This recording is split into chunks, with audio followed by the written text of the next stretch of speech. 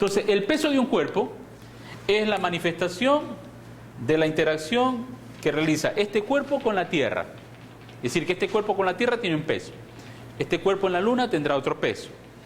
Este cuerpo en Marte tendrá otro peso. Porque depende del campo gravitatorio de ese lugar, de ese sitio. Incluso aquí mismo en la Tierra, ¿no es cierto? A nivel del mar marcará un peso. A 5.000 metros de altura tendrá un peso ligeramente menor, pero diferente. Porque la gravedad varía con la altitud. Unidades de medida. Bueno, las unidades de medida en general de la fuerza sabemos que es el newton, ¿no es cierto? El peso, newton. Pero también existe otra unidad de medida. Se denomina kilogramo fuerza. Un kilogramo fuerza equivale 9.8 newtons. 9.8 newtons. ¿Cómo se define un kilogramo fuerza?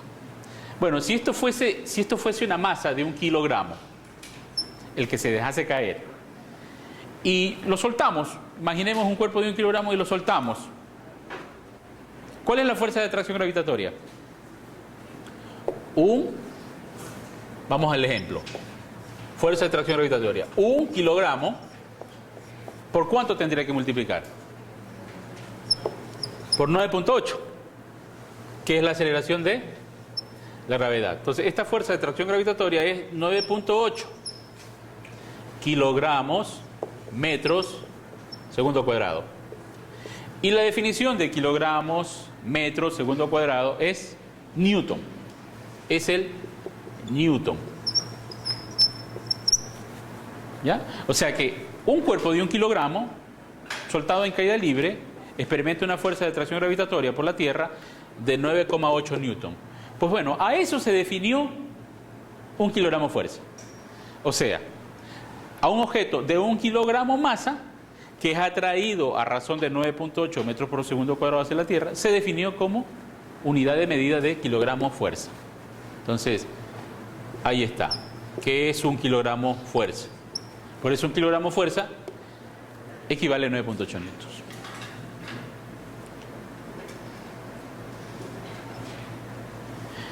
Bien. También debemos señalar que aparte de estas primera y segunda ley de Newton, está la tercera ley, también llamada, como dijimos, ley de reacción-acción o acción-reacción, como quisiéramos llamar. ¿Y qué manifiesta la tercera ley? Si se tienen dos partículas que están interactuando, estas fuerzas F y F', ¿qué características tienen? Son iguales en magnitud. Punto 1. En magnitud son iguales. Punto 2. Segunda característica. Tienen direcciones opuestas. Y tercera característica. Actúan en cuerpos diferentes. Actúan en cuerpos diferentes. Por lo tanto, la acción y reacción, dijimos, no pueden estar nunca en un mismo cuerpo. No pueden estar nunca en un mismo cuerpo. Bien, entonces para resolver problemas de equilibrio, nosotros tenemos que complementar nuestro problema utilizando la tercera ley. ¿Y cómo? Pues que necesitamos elaborar diagramas de cuerpo libre. ¿Sí? Asimismo, cuando yo resuelvo un problema que no está en equilibrio porque existe una fuerza neta que ya no es cero, necesito elaborar un diagrama de cuerpo libre. ¿Ya? Veamos entonces la aplicación de la segunda ley. Escriban el siguiente ejemplo.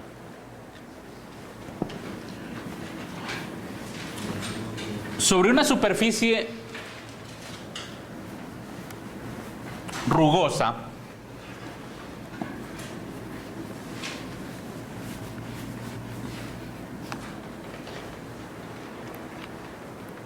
descansa un bloque. Sobre una superficie horizontal rugosa descansa un bloque de 20 kilogramos.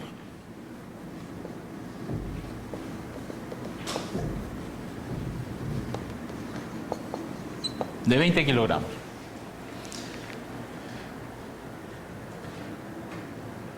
Y se aplica una fuerza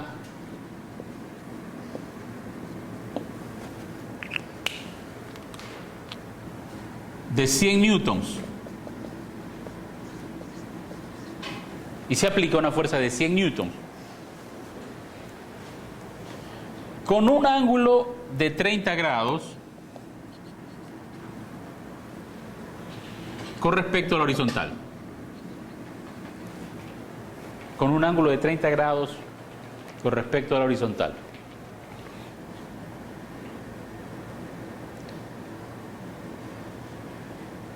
Si los materiales en contacto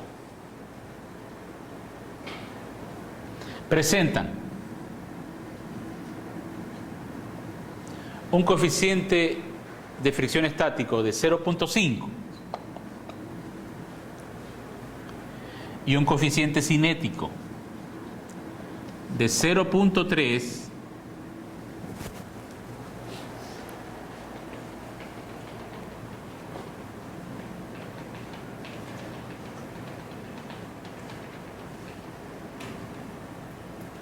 averiguar, literal A pongamos, si el bloque permanece en reposo o se mueve.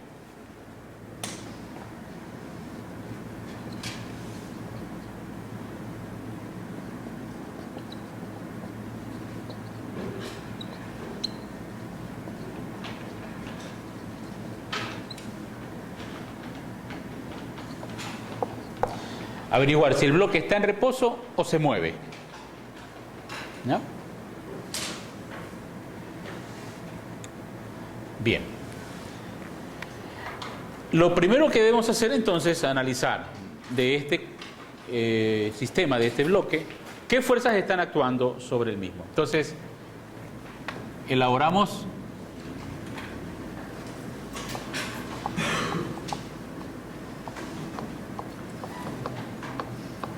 lo que denominamos diagrama de cuerpo libre. Entonces, diagrama de cuerpo libre. De aquí en adelante vamos a simplemente poner la abreviación DSL, ¿no? Y entre paréntesis, cuando amerite el caso, bloque 1, bloque 2, es decir, denominar el diagrama de cuerpo libre de qué objeto estamos haciendo. Del bloque.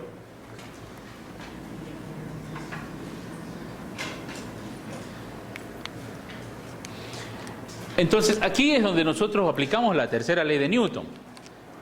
Porque buscamos ¿qué cosa? Es examinar un par de partículas, un par de cuerpos y decir qué fuerzas se están ejerciendo. Entonces yo tengo partícula 1, partícula 2 y averiguo esas fuerzas de interacción. El cuidado que hay que tener es que si buscamos su par, su fuerza par, esa fuerza que es de igual magnitud, de dirección opuesta, no puede estar en el mismo cuerpo, sino que tenemos que ponerla en el otro, en el cuerpo con el cual está interactuando. Entonces, la Tierra interactúa, el piso interactúa con este bloque, por una parte, por medio de la fuerza de atracción gravitatoria que llamamos peso, masa por gravedad. Eso ejerce la Tierra.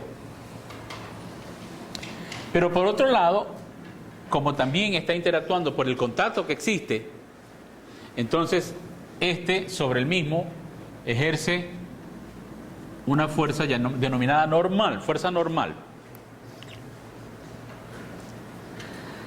Aparte entonces de esas dos fuerzas de interacción, tenemos que considerar esta fuerza externa o fuerza aplicada, F. Fuerza que forma un ángulo de 30 grados, ¿no? Un ángulo teta. Y aquí conviene tomar un sistema cartesiano XY en el cual descompongamos la fuerza F tanto en X como en Y. A esta componente llamemos Fx. ¿Cuánto valdrá Fx? F coseno. ¿Ya? O sea que sería 100 newtons por el coseno de 30 grados es 86.7 newtons, ¿verdad? Ya. Pero también tenemos que conocer la otra componente. ¿Cuál? F sub y. Y procedemos a encontrar su valor. F por el seno de 30 grados. ¿Cuánto será eso? Bueno, resultaría 100 por el seno de 30, que es 0,5. Esto está resultando igual a 50 newton. Pues ya tenemos entonces los valores de Fx y Fy. Y nos está haciendo falta otra fuerza, ¿no? Si nos dicen que aquí hay superficies rugosas, entonces debemos tomar en cuenta una fuerza de contacto llamada fricción. Entonces, cuando el bloque desliza sobre una superficie y hay fricción, generalmente esa fuerza de fricción se la señala en dirección contraria a la dirección en que ésta se mueve. Es decir, que la fuerza de fricción, si este bloque se estuviera moviendo para la derecha, habría una fuerza de fricción para la izquierda.